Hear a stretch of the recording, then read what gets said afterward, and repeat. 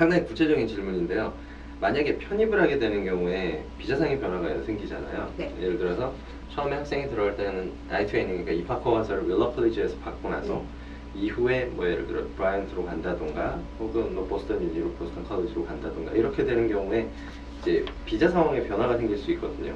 이 부분 같은 경우는 사실 한국에서 가는 학생들 같은 경우는 좀 뭐랄까 불안할 수도 있긴 하거든요.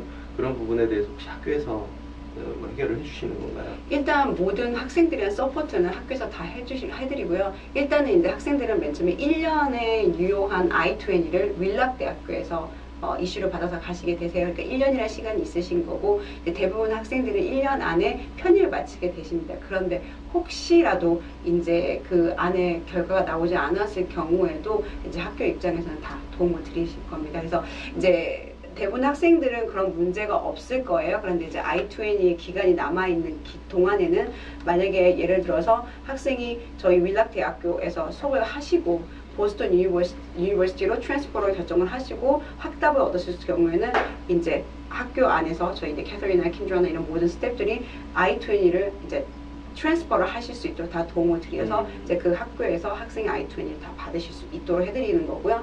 혹시라도 정말 뭐 그런 상황이 아직까지는 발생을 하지 않았지만 혹시라도 이제 뭐 학교 쪽에 답변이 늦어졌다거나 이런 경우로 해서 늦어질 경우에도 그쪽은 그런 문제는 저희 스태프분들이 다 윌락대학교에 말씀하셔서 도와드릴 수 있습니다.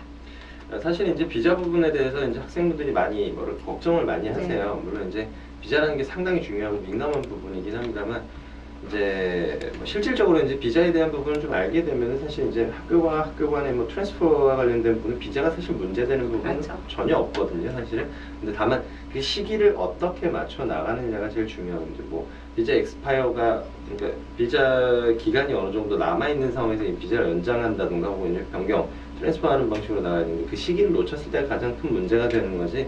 비자를 뭐 트랜스퍼한다라고 해가지고 문제가 생기는 건 아니니까요. 이 부분에서는 많이 걱정 안 하셔도 좋을 것 같습니다.